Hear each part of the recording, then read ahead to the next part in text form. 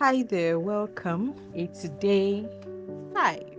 I'm so glad that you stay through with us. I'm glad to have you, and I hope that you've learned a thing or two and you've started working on them. Yes, it's my space, and I'm just speaking on thoughts that have been on my mind for the past couple of years. And I've been talking about causes of failure, or why you think you're failing. The first day I spoke about procrastination. Second day I spoke about self-sabotage. Third day I spoke about waiting for perfect condition. Today I'm going to be speaking on one that is very tricky, and that is waiting for God's audible voice. I think I mentioned this under procrastination. A lot of people, in the process of saying, I must hear God first, I must hear God first, God must tell me how to do this, God must tell me how to do that, they end up not doing anything. And it's a bit tricky because, of course, you have to hear from God.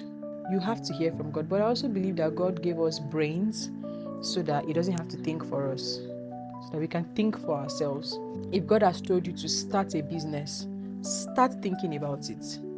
If God has told you to begin something, begin it. Start it. You don't have to wait for God to tell you that, no, wake up from your bed, stand up, open your door, brush your teeth, have your bath, go outside, talk to Mr. A.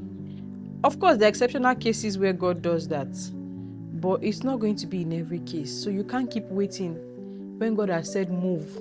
When God told Abraham to move to the promised land, He didn't tell him, this is exactly where you're going. Abraham moved, followed God, trusting God, and eventually reached where he was going.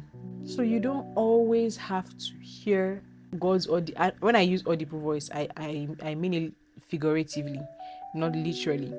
Some things require wisdom, some things require planning, some things require movement, some things require common sense. It's easier for God to steer a moving car than to steer a parked one. Do you understand? So while you're waiting for God to give you direction, for God to give you instructions, further instructions, for God to give you clear direction, move. Don't go ahead of God, but move. Don't stay in one place.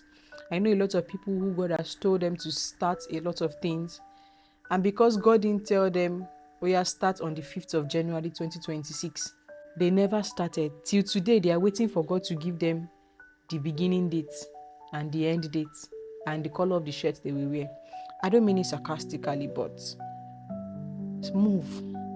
It's easier for God to move you when you are ready to move than when you are just in your closet praying for something that God has given you clear instruction. And please, if God has told you to wait, wait. Because if you move ahead of God and if you stay behind, I hope you are blessed by today's message, and I would see you tomorrow for day 6. See ya. Bye.